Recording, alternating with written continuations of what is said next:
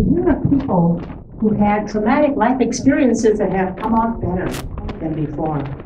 And that has led them to a definite purpose that with a never give up attitude into success.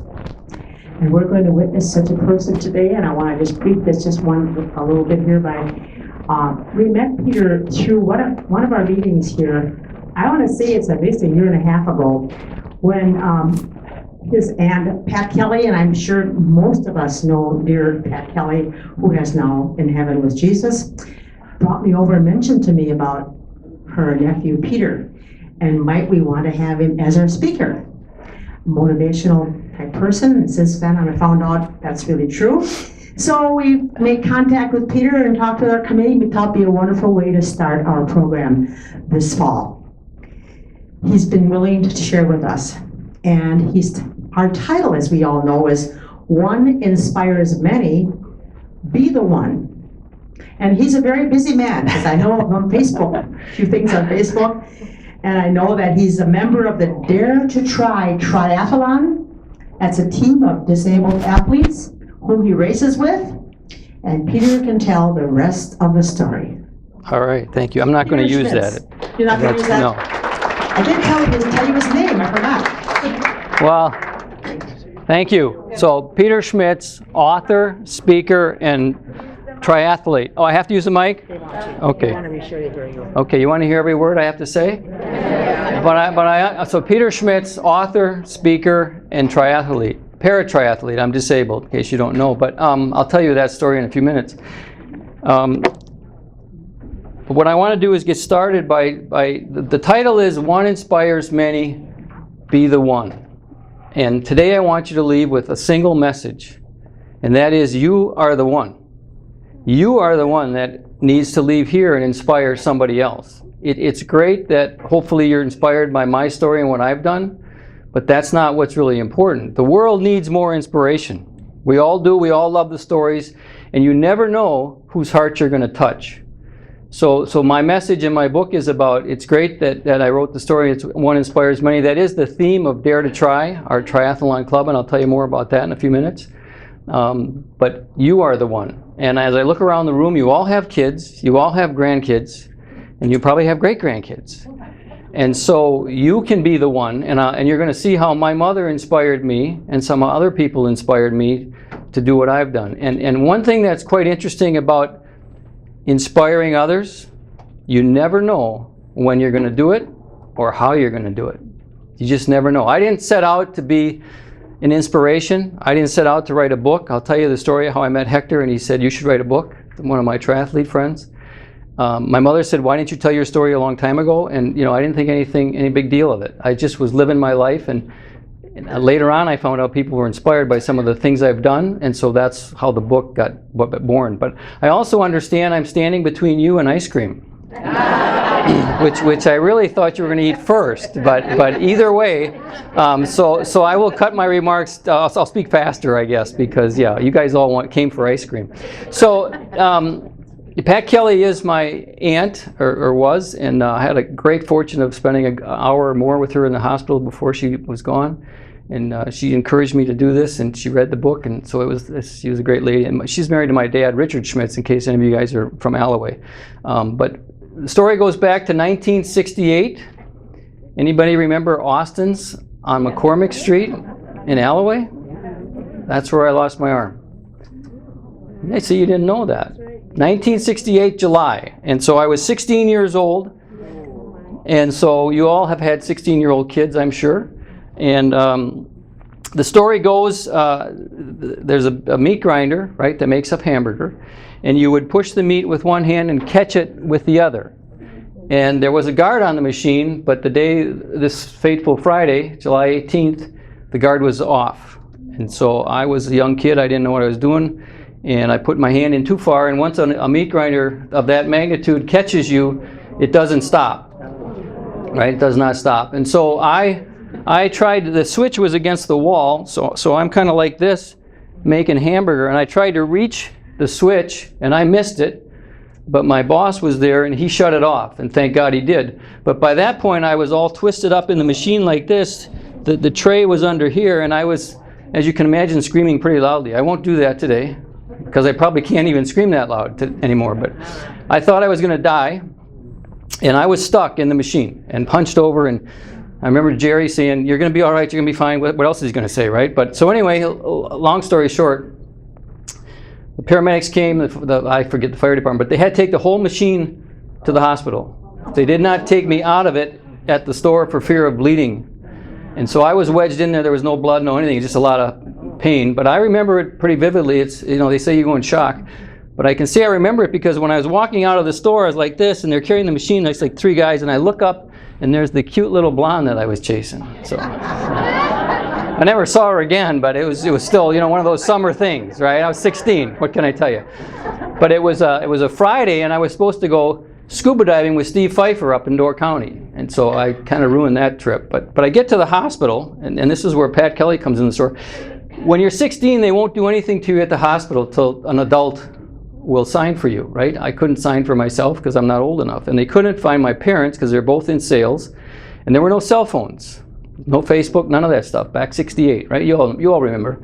So they called my aunt and uncle, which is I think I must have told them to do that, but I heard Pat Kelly in the background. And within minutes, there was a needle in my arm, and I was out before the needle came out of my arm.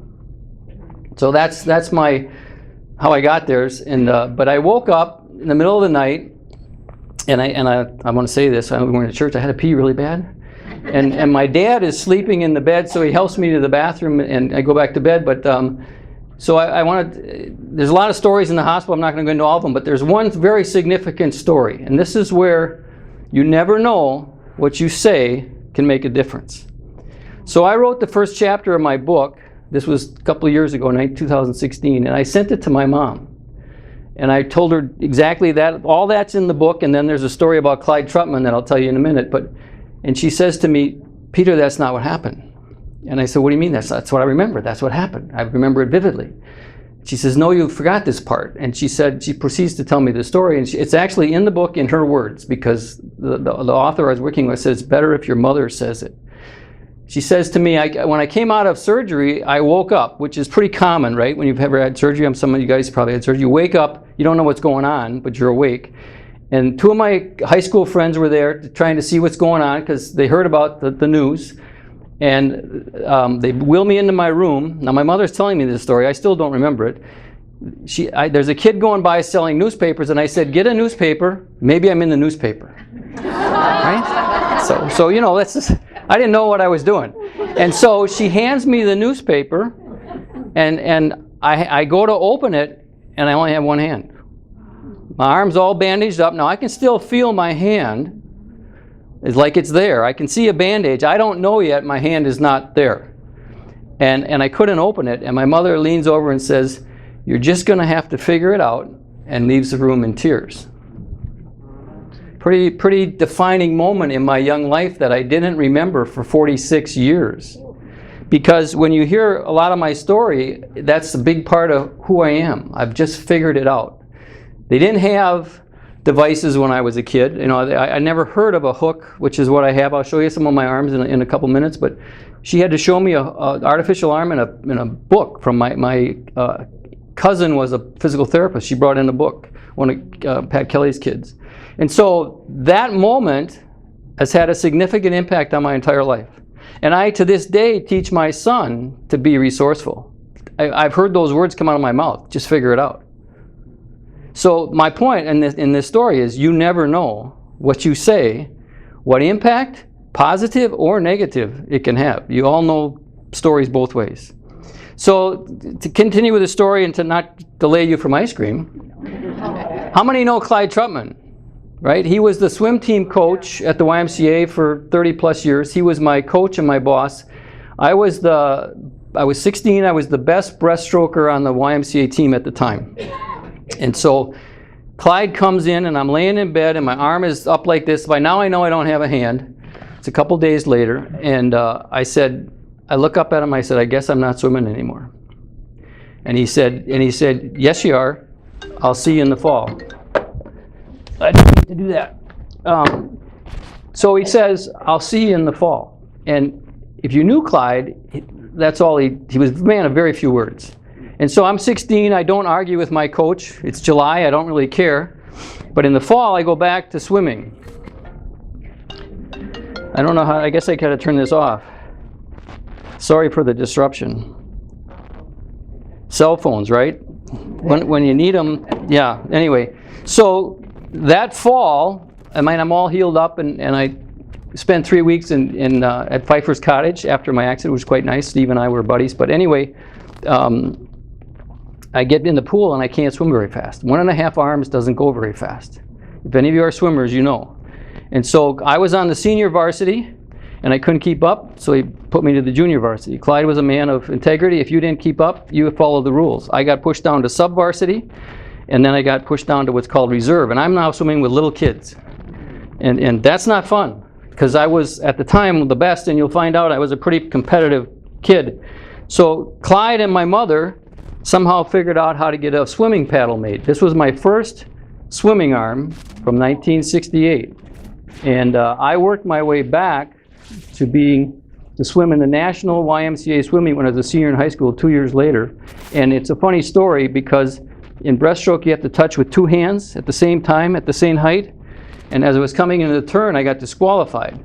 And the judge says to Clyde, he's disqualified. And Clyde says, why? He's only touched with 1 hand. And Clyde says, he only has 1 hand. and you know, back in those days, there were not disabled athletes that I knew of, and so they didn't disqualify me, but it was a pretty funny story. Terry Bush reminded me of that at Rotary. I spoke at Rotary last summer, and Terry Bush, and you know the Bush family, I swam with those kids, and Terry took my place when I was the breaststroker. So, but that's another very defining moment when Clyde says, yes, you will. I'll see you in the fall. Now, I didn't realize it when I was 16, right? What 16-year-old kids realizes that stuff? But as I looked back and I was writing my book, I go, there are very defining moments in my life as there are in your life. And those are the moments that create your story of who you are and how you are. It's your character. It's who you are. And that's what I want you to walk away with today, is kind of thinking about, what's my story? I'm going to tell you, you're seeing my story, but what's your story? Because everybody has a story, and your story is not about what you do. It's about who you are. And these moments in your life, and you all have them somewhere, affect you. And unfortunately, some of them are very negative, right? It could be abuse of some kind, it could be a divorce, it could be any number of things, but hopefully there's positive people in your life like Clyde or my mother. I'm only telling the good stories. I've had bad stories too, but only the good stories. And so now I'm a disabled 18-year-old going through life trying to figure it out, and you're going to hear I did a lot of crazy stuff. So the year after was I was 17, and my brother and I decided to go water skiing, which we used to water ski all the time.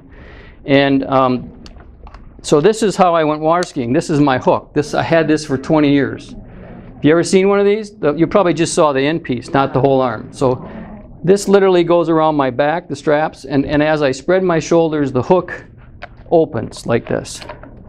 So it's very, very effective. You can do anything with this except water ski, which I learned the hard way. So this is actually the third arm I ever had, because the one that Workman's Comp gave me, my accident was a workman's compensation case, so there's very defined rules about what they will do and what they won't do. We're not going to get into that. But they buy you your first arm. Well, it's in the bottom of the bay. Because I went water skiing and I basically hooked it over the rope like this, because I didn't know any better, and I tried to get up on a slalom ski like any 17-year-old idiot, and I fell. And my brother kept driving the boat until all these rivets pulled out and the arm sank. Oh. So now, they used to have 1 rivet. Now I've got 4 rivets and double straps, because this will support more than my body weight. But this hook will still pop out. So if I water ski or windsurf, I wear a life jacket around my hook. Because I've lost 2 of these windsurfing, where they just, you know how to windsurf where you hold the boom like this? If this end piece turns, the hook will pop out. It's designed to do that, and I've lost 2 of those. So that's an expensive day at the beach. So that's my crazy brother, but we did a lot of fun stuff together. And then I'll just share a couple goofy stories, because I know the ice cream is going to melt, and I don't want that. I don't want that. So you know, Harley Davidson was my client when I'm working now. I've got my hook and all this. I'm in my, I don't know, maybe my 30s. Harley Davidson's my client. Anybody have a Harley in here? It's an awesome bike. I mean, it's an awesome bike. Okay, you're all ladies, sorry. You've been on the back of a Harley maybe, but so you know what I'm talking about. So I decided, I recently divorced. I said, I got a hair in my head and I'm going to get a Harley. Now, why in the world would a one-armed guy try to ride a Harley is beyond me, but I had to learn on a smaller bike how to ride a motorcycle. Never had a motorcycle. And I actually went to the class, a bike safety class, and I get to the class and the guy says, how in the world are you going to do this? Because the clutch is on the left side. So I have to hold the clutch with my hook. And the way I did it was this cable that goes around my back is how, when I'd spread my shoulders, I'd pull in the clutch. And it was a great concept, but a really dumb idea. Because I dropped it several times and the bike was 600 pounds. And so after about a year, I said, this is not smart, because I had met, by this point, many golf amputees, because I play golf, and more than half were motorcycle accidents. And I said to myself, I don't need to lose any more limbs, right? I don't want to be a one-arm, one-leg guy. So, because there are guys like that. But so I basically, you guys will appreciate this, I donated it to church, to Willow Creek Church. And I rode it to church, and the last day I rode it, I'll never forget, I'm riding down Barrington Road, and I felt a cone of safety around me. It was surreal. And I got it to church, and I had to park it and let somebody else take it, because I couldn't get it into the garage where I would have crashed. But it was really bizarre, and that's when I knew I was doing the right thing, because it was a really nice bike, and I could have sold it and all that jazz, but it was a church fund. They were building onto the church. So that was a pretty cool experience. I'm glad I did it. And but that was my motorcycle days. And so another crazy story is, anybody ever jump out of a perfectly good airplane? They call that parachuting, right? And so my friend says to me, let's go jump out of a perfectly good airplane. I said, what are you, crazy? What are you talking about? So anyway, we went, and you spend all day training. And then it's a static line, so the chute opens up automatically. So it's relatively safe. It's sunset, you're at 3,000 vertical feet, and you just drift to the ground. It was really cool. So we went back the next day. We had a few cocktails, and then we went back the next day. But I get in the plane, and the pilot looks at me, and anything about parachuting, you have a spare chute down here by your waist, in case your first chute doesn't open. And the top chute is up here, and there's actually clips here to release it. So if the chute gets tangled, you have very short time to release it before you die, right? And so, because you go splat pretty hard, you know, there's no. So anyway, I'm sitting there and I'm all set, I'm all geared up, and I'm at the door, and the guy looks at me, and I have my hook on, right? I have my hook on, yeah. So I didn't even have this arm yet, and he says, I'll take you up a little higher in case you have any trouble.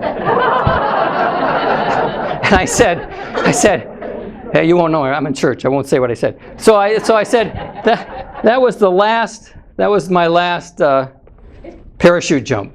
I said, this is not a safe sport. I like sports. I would rather run out of air at 180 feet underwater than I would from a parachute. I have a much better chance getting to I'm a swimmer, so I have a much better chance getting to the surface. And so, yeah, that's a pretty crazy story. So I'm going to get to the triathlon stuff, because that's kind of what I'm doing now. And I do race quite a bit. I did 5 races this summer. But the way it all got started was 2013. Now I'm 62 years old. And I've been active my whole life. I train, I swim, and I go to the gym, and just regular stuff like a lot of you guys do. And my crazy chiropractor friend says, let's go do a triathlon. And he's done like 6 Ironman, the full Ironman, 140 miles, the really long one, which I have not done. And I said, what, are you crazy? Why would I do that?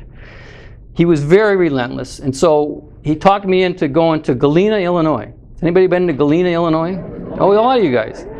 There's a few hills in Galena, Illinois. A few hills. So I am totally unprepared. I've been a competitive swimmer. I swam all my life, and I've never swam with a wetsuit. You're supposed to scuba dive with a wetsuit, not swim. So you have to wear a wetsuit because the water's so cold.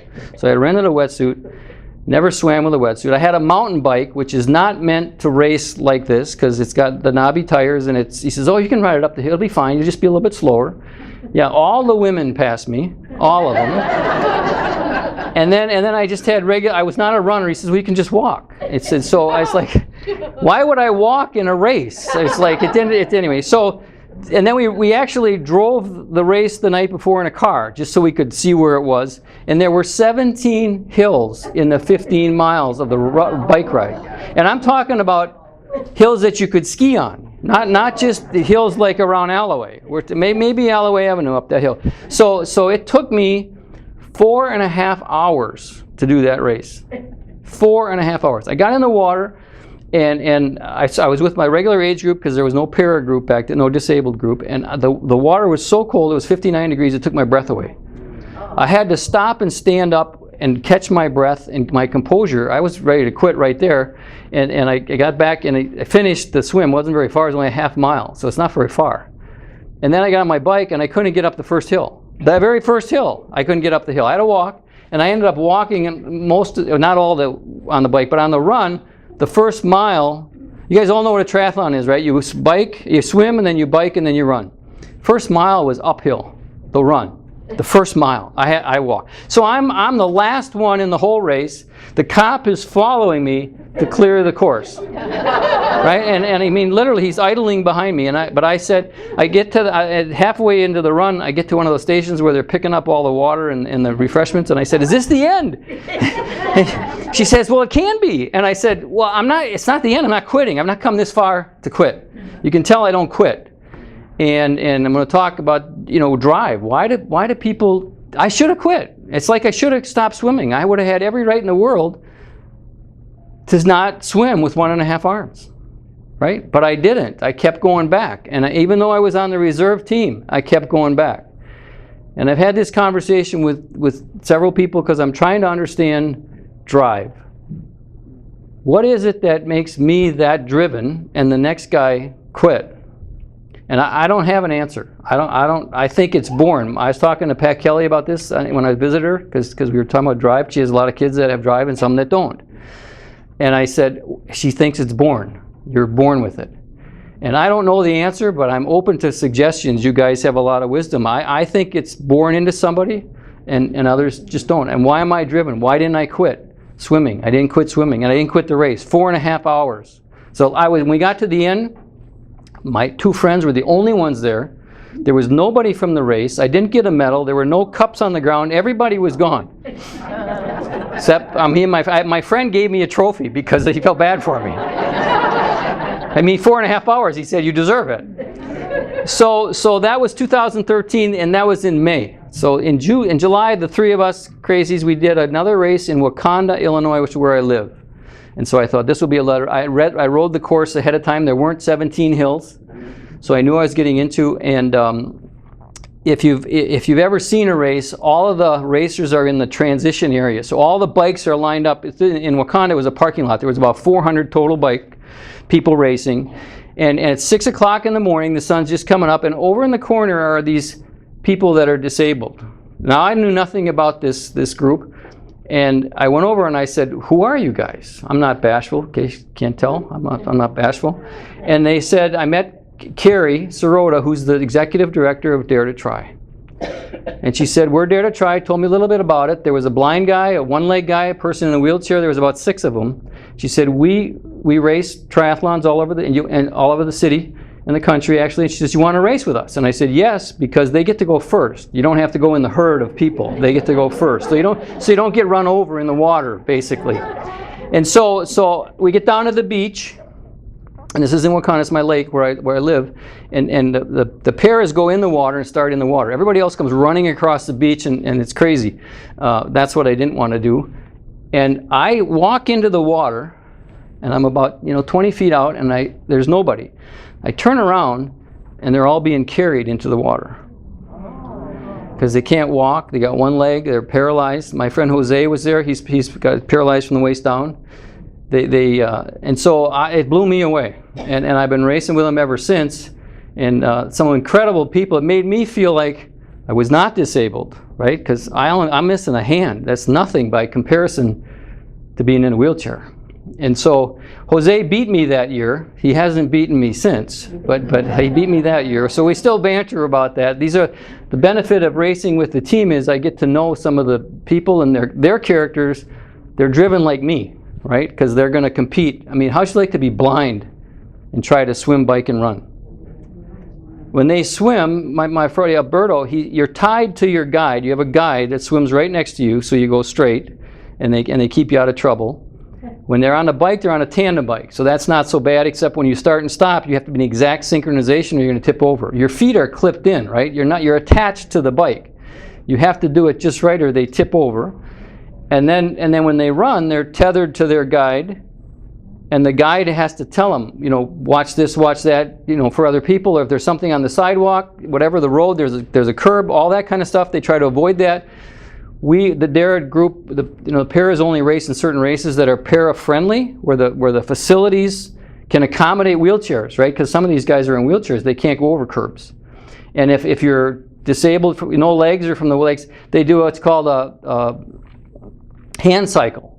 So they lay in this bike, and it's about this far off the ground, and they pedal with their hands. The bike part. There's 2 wheels in the back and 1 in the front. They steer, they have brakes, they have 10 speeds just like I do on my bike. But they pedal with their hands. 15 miles. Or whatever the distance of the race is. That's the shortest of the races. Then they get in a wheelchair, which is a special wheelchair. It's a wheel out front and 2 wheels in the back, and they push with their hands. So they're pretty wasted. They got big shoulders, but they're pretty wasted by the time they're done. So Jose beat me in Wakanda, and so just to put it in perspective, that year it took me about 2 hours and 10 minutes to do Wakanda. I thought I was doing great, right? I was half the time. And I wasn't last this time, but I wasn't in the beginning either. This year I won, and my time was 1:26. So yeah, so that's, yeah. So, para-triathlon has been great to me because it's not a sport. I wouldn't keep doing it if I wasn't part of Dare to Try. And Dare to Try is an organization started by 3 people, and only one of them has missing a leg. So think about that commitment. And we help people that are physically disabled do a triathlon for the first time. So we put on various camps, and we'll take someone. Imagine a kid that's been in a wheelchair, and he goes out and he finishes a triathlon for the first time in his life. The confidence and the self-esteem goes off the charts because they never thought they could do it. And Dare to Try has all the equipment they need, because it's very expensive equipment, and we have all the training they need to help them go through it. We go to a camp in Pleasant Prairie, Wisconsin, right down the road, for 3 days, and we'll have 50 or 60 people. This year we had 19, they call them visually impaired, blind, and they raced, and we did a race at the end. So it's pretty cool to help people overcome that disability. And some of them come back. Dee, her name's Dee, I can't think of her last name. She lost her leg to here. She got hit. She was on a bike and she got hit by a truck. 9 months later, she came to camp and did her first race. And she was with me this past month ago at the Olympic Training Center for camp for 3 days. I'll tell you a bit about that in a second. So it's amazing some of the people that thought their life was over or changed, just like I did when Clyde says, I'll see you in the pool. What drives those people? It's amazing. They're amazing, amazing people. And so to get you guys to the ice cream, I've done this now for 6 years, and I do 5 or 6 races a year. I did a half Ironman, which is a 1.2 mile swim, 56-mile bike ride, and a 13-mile run. Yeah, I've not done a full one yet. My friends are trying to get me to do that. I keep saying no. That's 2.4 miles swim, 112-mile bike ride, and a full marathon. Why would you do that? That's what I say, but I have friends that are still working on me. So and then in Chicago, I'll finish with this one story and then bring it to an end and show you some of my arms, because people do find my arms fascinating. So Chicago Triathlon is one of the biggest events in the country. There were 10,000 racers a month ago in Chicago. They race Saturday and Sunday, and they raced everything from little kids all the way up, to 85-year-olds. And so to give you a little perspective, I race in what's called PT5, which is people with a hand or a foot off. It's a single disability. There's 5 different categories for disabled. There's PT1, there's PT2, which is a leg or 2 legs, and then 3 is it's some kind of like One woman has, her hands only come down to here. And the ruling, how they categorize you, is very complicated. But then there's wheelchairs, and then there's visually impaired. So in that race, I raced PT5s, which is mostly my guys. But there's a guy on my team that's exactly the same as me. His hands off to here. He lost his in a commercial scuba diving accident, and he's 33 years old. Now, he's on my team, Dare to Try. So I beat him in June at Leon's by a couple minutes. Then he comes back in July for the National Para-Triathlon meet. Now I'm thinking I'm going to win first. I like first. Can't deny that. Because Dan, I beat him by 2 minutes. I said he's not going to get that much faster in a month, right? It's not possible. Well, he's my roommate, right? The night before in the hotel, doesn't say boo to me. So we get in the race, right? I'm out of the water before him, and we get to we're running out of the chute from the bike to the run, and he passes me. And I go, what? Where the heck did he come from? I find out after the race, because he beat me by 2 minutes. He's a faster runner than me. I find out after the race, he had a brand new bike with aero tires, which makes you go 2 miles faster just because of the tires. Now, he was my roommate, and the stinker didn't tell me that. So now, you can imagine I'm pissed. He beat me in July, so I said to my coach, and we have the same exact coach, I said, I'm going to beat him in Chicago. And so we're racing in Chicago. I come out of the water faster than he did, so I'm a better swimmer, just because of my experience. So I fully expect him to be catching me on the bike. His bike is faster than mine. I don't have those kind of tires. They're $3,000 tires. Just the tires. The wheels, the whole wheel thing. You've seen them so we're in the run, and today Chicago was 90 degrees that day. Running in 90 degrees is brutal. You slow way down because of the heat. I could explain all that, but the ice cream's going to melt. And so I'm running in the run. I got to tell you the story, because on the way out, you go out and you turn around and you come back. So on the way back, I see him, and I go, oh. I'm calculating, he's right there, and I'm here. I'm less than a half a mile ahead of him. So I'm going, he's catching me. He's got about a mile. I'm doing this pace. He's got to do this pace. I'm doing all this math in my head, running, and I said, there's no frickin' way. And it's 90 degrees. And so we get to the end, I beat him, which I was delighted. So then he gets to the end, and we're joking with each other. We're on the same team. And he says, yeah, I saw you, and I slowed down.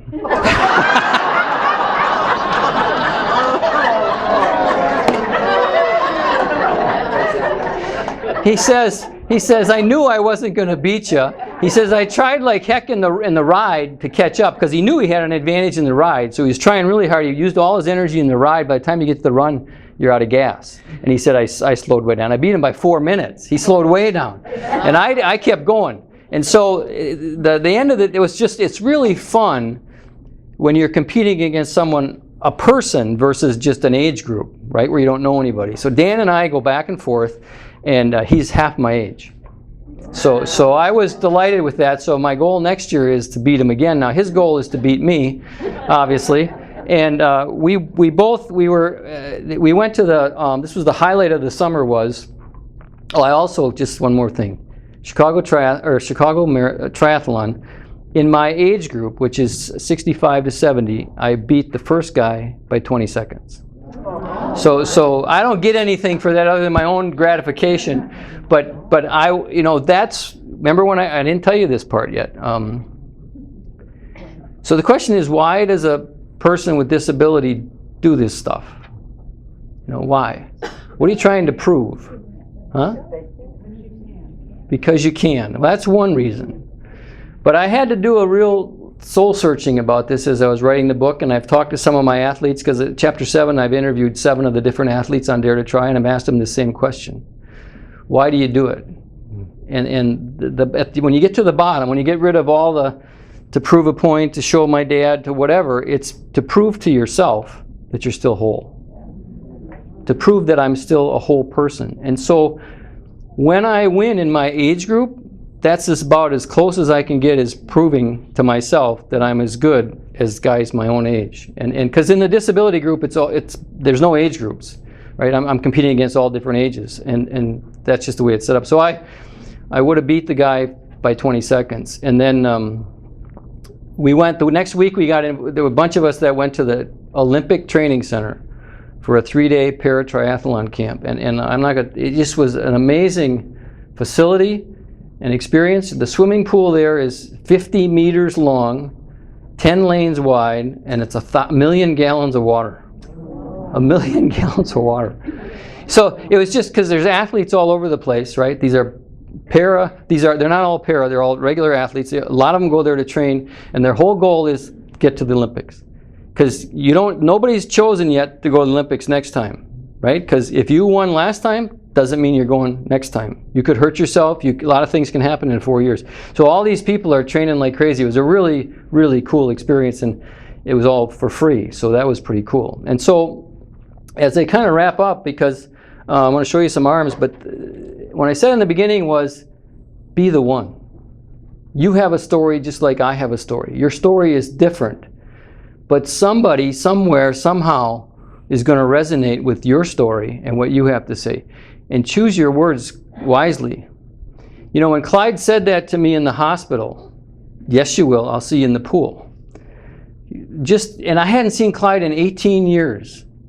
And they did an honor, what do you call it, a roast for Clyde. I mean, everybody, and I got up and told that story. And nobody knew it because there were kids there from 30 years of, variations in ages. And I went up to Clyde afterwards. I hadn't seen him in 18 years. And I said, Clyde, he remembered the story vividly, just like I did. And I said, did you know what you were saying? And he said, no, I just knew you needed something. Isn't that amazing? Isn't that amazing? He was an incredible coach, and I'm not here to, Clyde was an amazing guy, but most coaches are not like that in my world. A lot of coaches don't have those kind of inspiring words. And I saw Clyde when he was on the hospital and kind of like on his way out, and one of the things he said as I was leaving, he says, it was great to see, I thanked him for everything he did for me. He says, you were worth it. I'll never forget that, right? I'll never forget that. So be the one that does that, okay? So now, on a lighter note, people want to know about these arms I have, because this is a brand new electric arm. This is how they go. I have a bag full of arms, just in case you're wondering, in case you need a hand. So don't ever say to me, do you need a hand? Because I will say, I say, yes, I do, a left one, right? Because it's my left hand. So this is what they look like. That just goes over my stump, and it's electric. And so it's called, people are always fascinated by this technology, it's called myoelectric. And what that means is it picks up the electricity in my muscle. The electricity in my muscle. So this is how it works. There's a sensor on the outside, right here, and there's one on the inside. And if you put your finger on your own arm and you move your fingers, you'll feel the muscle move. It's not the movement, it's the electricity that makes your muscle move that opens my hand. It's very, very expensive but very simple device. And somebody said to me, how'd you learn to use it? Well, it's intuitive to me. It's just like if you go to open your hand, it's the same thing I do.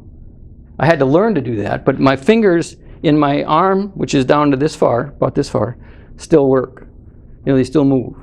And so that's how that works. And this arm was $42,000. It's brand new. So I thank Workman's Comp all the time. This is my old one that's kind of been retired. And then this was my first bike arm. Actually, I used my hook for a long time. Like in that Galena race, I used my hook. This goes on, and then this device hooks on the handlebar. So I can ride a straight up bike like anybody. And this was for my my road bike, not my road bike, my mountain bike. Okay, so then that didn't work. If you've seen a road bike or a triathlon bike where you get down in that arrow position where you get down really low, your hands are out in front, maybe you haven't seen that. But the reason for that is because when you get going a certain speed, you have to be more aerodynamic. If I want to beat Dan, I got to be more aerodynamic. And so I had to learn to get down. And so I had a different bike, a different arm made This is new last year. Dare to Try, we got the logo put in there, but this actually I can move from different positions, and it's graphite. It's really light, it's really cool. I go down the road, you can read Dare to Try. So that was fun, but that's the evolution, and thanks Workman Comp, because they paid for all this. And they tried to settle with me once for $100,000, and I said no thanks. And then this was the newer version of a swim arm. And so this is what's so comical about my swim arms, right? So I had my other one, and I had this one made because that one they couldn't fix it anymore. It was so old. In a para-triathlon race, there's no devices allowed in the water. So I show up at that race in Wakanda with my swimming arm, and I think this is really cool because I can swim really good. And she says to me, you know, that's against the rules. And I said, what rules? My mom would let me do that. So basically the rule is if you're going to race in para-triathlon, there's no devices in the water. So I had to learn to swim with 1.5 arms again. So I'm much better today. I can swim 100 yards in about a little under 2 minutes. So I do just fine. And the benefit is I'm confident and comfortable in the water. And then I'll finish up with the golf story, because how many guys play golf? Well, maybe all you ladies don't. Some of you do. So I learned to play golf and with my hook, which really doesn't work very well. And I try and remember how I met this guy, but this is a device. This was the first device, and this would just go in the end of my regular arm. This little device slips over the golf club and comes up to the end, so I could hold the golf club. Very clever. My friend Don Zomer made this by hand. He made this. I mean, he was a machine kind of guy. We used to break the spring all the time, so he came up with a better idea, which was this. So this is the same concept, just titanium.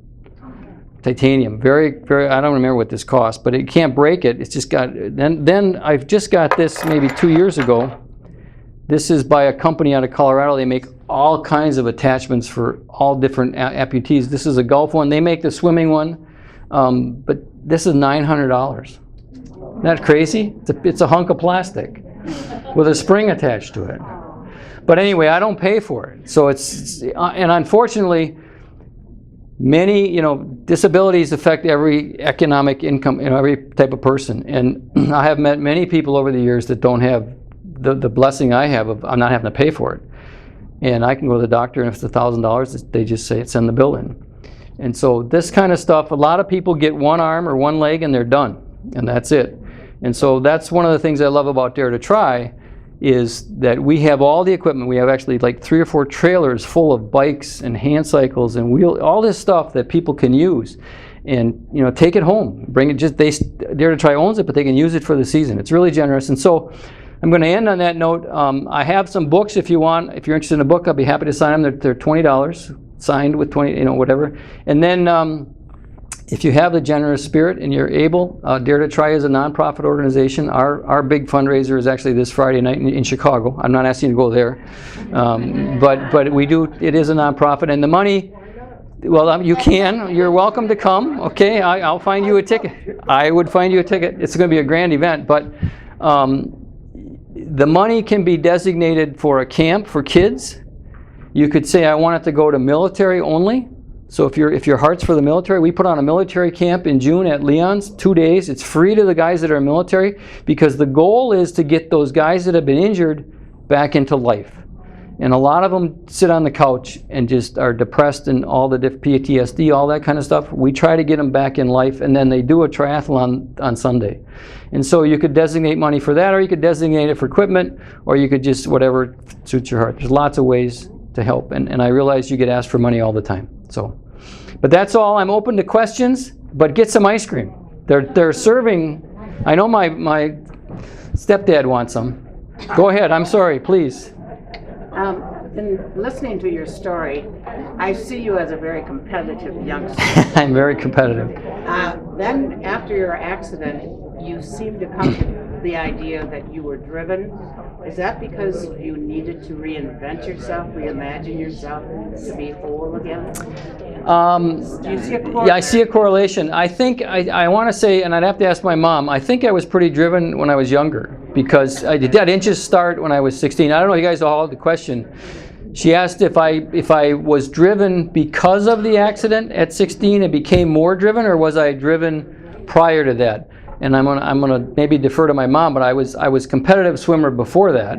Yeah. I used to compete with my brother. He's a year younger than me, and everything we did, right? It wasn't a race per se, but water skiing, any of that kind of stuff.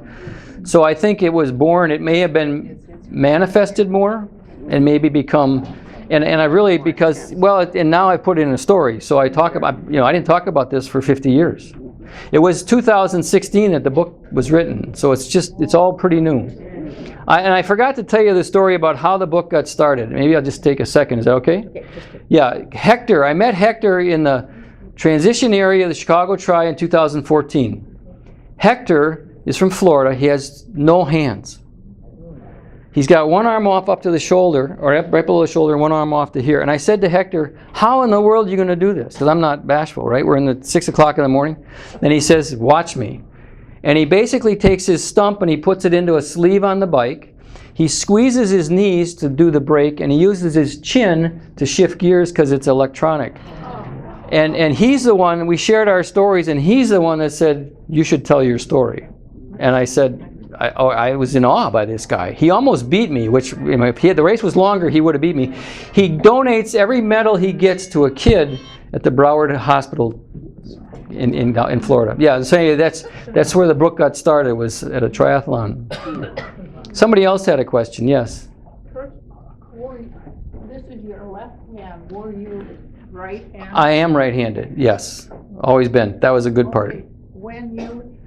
Did you golf before? No. I didn't windsurf before. I was a swimmer before, and a water skier and a snow skier. And but no, I didn't play golf. I had to learn. Jim Presentine was my stepdad for a while. He taught me some of the things on how to play golf. He was a very good golfer. Wayne's wife? Wayne Truckman's wife? No, I didn't know Wayne's wife. Is she a golfer? I worked with her. Okay. There are a lot of Trutmans, I think. Well, this is Wayne. Okay, that's Clyde's brother. I think so. Yeah, you guys should get some ice cream, because I think... Yes, please. I'm sorry. I want to tell you and the others that I was in Austin's store when your accident... No way. No way. Come up here, please. She asked who the speaker was this morning, and I told her, and she told me that just this morning. Oh my God. Alice, how are you? I'm fine. Wow. So what were you going to say? I'm touched. I was shopping at Austin's store.